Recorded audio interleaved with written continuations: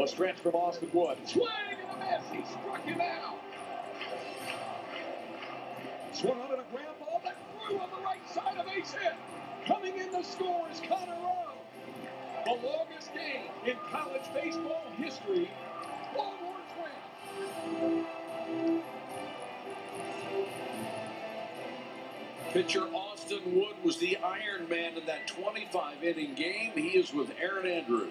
Mike, thanks so much. Austin, kind enough to join me right now. Of course, we're going to see you tomorrow night against Southern Miss, but let's talk a little bit about the game I'm sure nobody has talked to you about. Of course, that game against BC.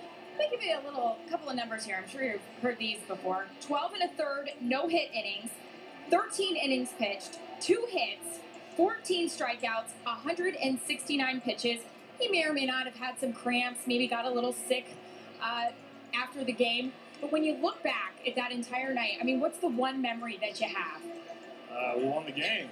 We won. Come on.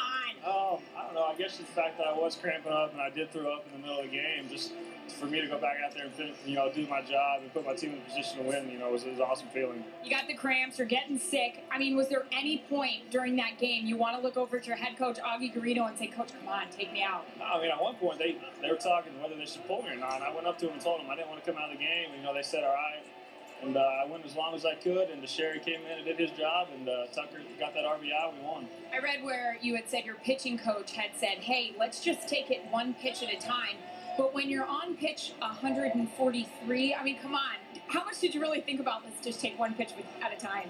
That's all I thought about. Really? That's the only way I got through it, is taking one at a time. If I start getting ahead of myself and start worrying about results, that's when I get in trouble. If I take it one pitch at a time, like Skip always talks about, I'm all right.